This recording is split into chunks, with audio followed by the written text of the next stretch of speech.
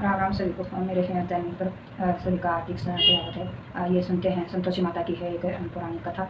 एक बुढ़िया थी, उसके 7 पुत्र थे, 6 कमाने वाले थे और एक कोई काम नहीं करता था, कमाता था माता नहीं था। तो ये सातों को तो वो बहुत प्यार से भोजन कराती और अपने सब खा के चले जाते। तो उसकी जूठन बचती, वो इकट्ठी करके वो छठे जो नहीं काम करता था उसको दे देती थी। छोटे वाले को सभी की जूठन एक थाली में इकट्ठी करी और उसको बोलती है, कहा जा बेटा हाँ तो खाना खा ले, सभी भाई जिन के है तो भी जिन ले।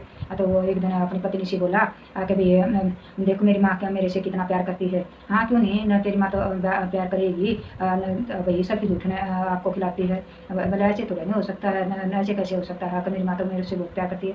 अगर ठीक है खुद देख लो तब तो मान जाओगे। तो वो एक दिन हम कोई उत्सव था, तो काफ़ी पकवान बनाए हुए थे। वो अपना सिर का बहना लेके और किचन में चारपाई डाल के पतला कपड़ा ऊपर से उड़ गया सो गया। तो वो सब देखता रहा, उसके भाई चों जे मनाई। तो उसने माता ने अपने अच्छे आसन लगाए, बहुत प्यार से उनको खाना खिलाया। तो उनका खाने के जाने के बाद में वो जूठन बची जो वो सारी एक थाली में इकट्ठी करके वो कहने लगी उसको, उठ ले बेटा अब तो सारे भाई जिएंगे, तू कब खाओगा, उठ खाना खा ले। तो वो उठा। वो उठने के बाद में बोला कि माँ मैं तो खाना नहीं खाता, मैं तो परदेश जा रहा हूँ। माँ बोली कि भैया कल जाता आज जा। वो बोला ठीक है मैं आज ही जा रहा हूँ। उसको वो ये कहकर घर से निकला तो उसने अपने पत्नी की का याद आई। तो वो गौशाला में वो कंडे थाप रही थी। वो उसके पास गया कि भाई मैं विदेश जा रहा हूँ और कुछ दिन के बाद आऊँगा। बोली ठीक है आप बोले आप ठीक रही हो, अपने से ध्यान रखियो। तो वह बोली ठीक है मेरी चिंता मत करो, आप जाओ, आप विदेश में अपना ध्यान रखियो। जाने से पहले मत आपकी निशानी दे जाओ, मैं ताकि इसके निशानी देखते रहूँ, इसके सारे आपने दिन व्यतीत कर लो। बोला ठीक है मेरे पास और तो कुछ नहीं है, ये अंगूठी ये रखो, मेरे को भी आपका कोई निशानी दे दो। मेरे पास तो कुछ निशानी नहीं है आपकी देने के लिए, मेरे पास तो ये गोबर के हाथ हैं। तो उसने अपने दोनों हाथों की थाप वो पीठ पर लगा दी। वो चला लड़का अपना चला गया घूमता घूमता एक दूसरे नगर में गया। तो वहाँ एक सेठ से बोला कि सेठ मुझे कोई काम दे दो। वो अपना उसको सेठ को भी ज़रूरत थी नौकर की। उसने अपना काम पर रख लिया, भाई क्या दाम दोगे। सेठ बोला कि भाई तेरा काम देख कर तब दाम दूंगा। बोला ठीक सा। वो अपना काम करना गया, सुबह नहा धोकर जो बत्ती करके अपना दुकान पर बैठ जाता। उसका कारोबार खूब चल पड़ा। तो उसकी ईमानदारी देखकर कुछ दिन बाद उसका हिस्सेदार बना दिया उसको। वो आधा हिस्सेदार मान लिया उसको। तो कुछ दिन बाद ये वो उसके घर वाले उस जेठ जेठानी और उसकी माँ उस औरत को बहुत तंग करते, उसको जंगल के अंदर लकड़ियाँ लेने भेजते। तो वो नारियल के खोपा में तो लस्सी दे देंगे और भूसे की रोटी दे देंगे, आटे का भूसा जो निकला उसकी रोटी बना कर उसको देते। तो वो लकड़ियाँ मिल कर लेंदी। जंगल में रास्ते में एक मंदिर था माता का, संतोषी माता का। तो वो देखा एक दिन। तो काफ़ी औरतें उधर पूजा कर रही थी, कथा कर रही थी। उसने उनसे पूछा कि भाई आप बहनों आप किस चीज़ का देवता की पूजा कर रहे हो, किस चीज़ का व्रत है, इसके करने से क्या फल है। तो वो समझाते हुए बोली कि मैं संतोषी माता का व्रत रखा है और इसका करने से भाई जिसको पुत्र नहीं हो पुत्र हो जाए और धन धान्य की कोई कमी नहीं रहती और बिछड़े पति मिल जाए। तो ये बोली कि इसके कैसे करते हैं आप इसका 100 रुपये का अंगूर चना ले ले और निहार रख व्रत करें और इस दिन खटाई को न तो खाते हैं न किसी और को देते हैं। तो ये उदाहरण करें जब अपना किसी को खटाई नहीं देनी चाहिए। तो अपने या तो देव जेठ के लड़के बहू या फिर कोई रिश्तेदारी में, नहीं तो आस पड़ोस के साथ लड़के बैठा लो, जमाओ और सबको खाना दो। उस दिन खटाई किसी को नहीं देनी।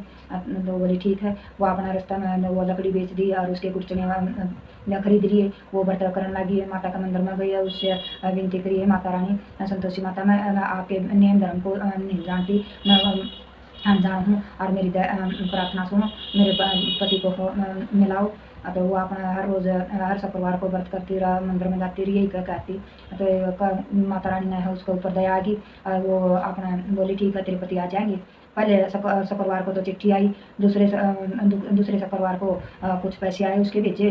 तो जेठ जेठानी ताने के बाद अपने बच्चे सिखा दिए अगर चाची के पास तो पैसे हैं, ये तो अब हमसे बातें नहीं करेगी, ये तो अब खूब पैसे वाली हो जाएगी, ऐसे ताने मारने लगे। वो तो और तो अपना संतोषी माता का मंदिर में गई। तो माता से बोली है कि भाई मैंने तो माता रानी आपसे पैसे नहीं मांगे थे, आपसे मैंने तो अपने पति के दर्शन मांगे थे। तो माता रानी बोली ठीक है, तेरे पति आ जाएंगे। और उसने अपना बोल तो दिया। माता रानी सोचने लगी, मैंने कह तो दिया इसके तेरे पति आ जाएंगे, आएंगे कैसे, वो तो इसको सपन में भी याद नहीं करता। तो वो मेरे को जाना पड़ेगा याद दिलाने के लिए।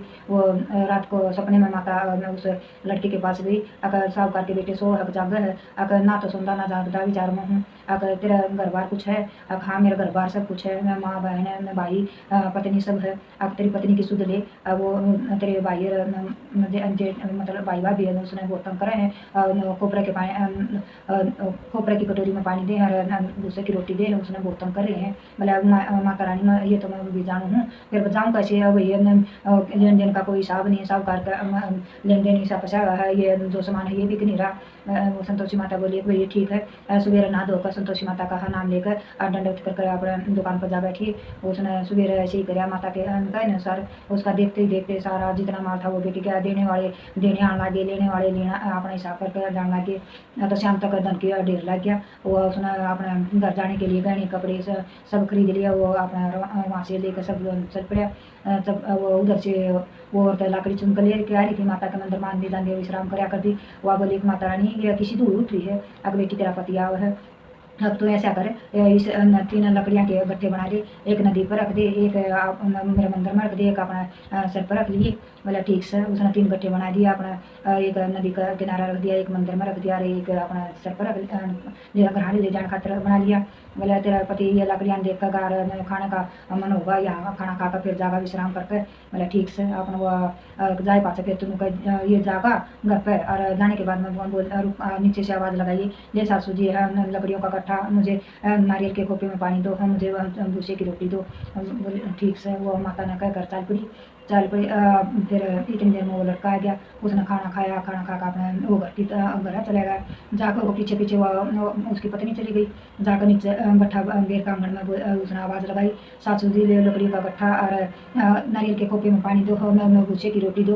बोले माता माँ या कौन है? अगर बेटा या तेरी पत्नी है, तेरा जाए पाचा मैं पागल होगी, पूरा दिन मैं पूरा गाँव में ऐसे ही घूमती रहे पागलों की तरह और कुछ काम धाम करती नहीं। बोला ठीक है माँ, मैं आप भी देख ली और ये भी देख ली, मैंने दूसरे मकान की चाबी दे रहा, मैं दूसरे मकान में रहूँगा। अब उसकी माँ ने चाबी पकड़ा दी। बोला ठीक से ये चाबी। वो आपने क्या दोनों पति पत्नी उसमें रहने लगे। अगला दिन सब करवाया और आया। तो बोलिए मैंने उद्यापन करना हम संतोषी माता का। बोला ठीक है कर दे। उसने अपने जेठ देवरा के बच्चे बुला लिए, उदापन करने लगी। तो उसने जेठ जेठानी जड़े थे। भाई ये इतना धंधा है उसका कारण उसने बच्चे सिखा दिए। भाई इतना खाना खाने के बाद में आप खटाई मांग लियो। तो वो खाना खाने के बाद में खूब खीर खाने के बाद में चेक कर फिर वो बोले काम तो खटाई चाहिए। बहू बोली थी, उसने अपना पीछे दे दिए। उन पीछे के लिए कहीं खा ली, उसका व्रत भंग हो गया, उधर अपन नहीं लग गया। तो संतोषी माता रुष्ट होगी। वो उसने सिपाही पकड़ लिए उसके पति ने। तो वह फिर गई अपने मंदिर में। उसके संतोषी माता तो आग्रह करने लगी कि माता रानी एक अपने भगत ने एक बता शादी दी के बाद बेटी तना उद्यापन कराया, मेरा खटाई खाली दे दी बच्चों थी। बोला माता रानी मन तो पता नहीं था, दुख में ये पैसे दे दिए और अब मैं दोबारा आपका उद्यापन करूँगी, आपकी बार गलती नहीं होगी। तो संतोषी माता बोली ठीक से। अपना वो जात्रा पति आ जाएगा। अगर वो अपना निकली बार उसका पति अंधा मिला, कहाँ गई थी? अब फौजदार ने बुलाया था, कभी इतना दम ले आया हूँ। तो इसका टैक्स तो भर के आना था, तो मैं टैक्स तो भर गया था।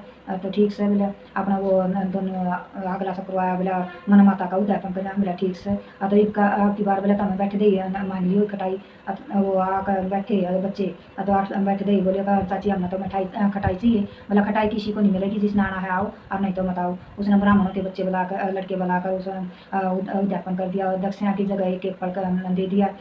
संतोषी माता बहुत खुश होगी। कुछ दिन बाद नौमा महीना उसका एक सुंदर सा लड़का हो गया। तो संतोषी माता ने अपना वो मंदिर में जाती रोज उसकी पूजा करती। संतोषी माता ने सोचा कि भैया रोज आव है, आज तो तू 40 का करा। उसने एक भिखारन का रूप धारण कर लिया, मुँह पर गुड़ चने लगा लिए और माखी बनकर उसने कति ऐसा पागलों वाला वेश बना लिया। माता रानी ने वो आई तो बच्चे उसकी सास बोली अगर देख कौन ये डायन आ गई है, ये बच्चों को खाएगी, इसको मारो बाहर निकाल दो। तो वो बच्चे भी उसने दबाने लगे। वो बहू आएगी इतना मैं ऊपर पे, वो देख दे बोलिए कि ये तो मेरी संतोषी माता है, तो मेरी संतोषी माता। उसने लड़का भगा कर वो अपना संतोषी माता के पास तरह में पड़ गई। अगर ये पागल हो गई कि लड़का ने भगा कर तो इसे दिखाने दौड़ जा। वो बोली नहीं सासू माँ, बोला ये वही तो संतोषी माता जिसका मैं व्रत करूँ हूँ। तो फिर सासू ने भी माफ़ी मांगी और बच्चों ने सभी ने माफ़ी मांगी। ये संतोषी माता हमने माफ़ कर दिया, आपका व्रत भंग कर हमने खटाई खाई, हम अनजान थे, हमने माफ़ी दे। और वो उसकी सासू बोली ये संतोषी माता जिसी मेरी बहू नाई इसी सब नाइए और सबका घर में रिद्धि सिद्धि का वास हो, सब ने पुत्र प्रदान पुत्र दे। ये संतोषी माता तेरी जय हो, जय हो सच्चे दरबार की।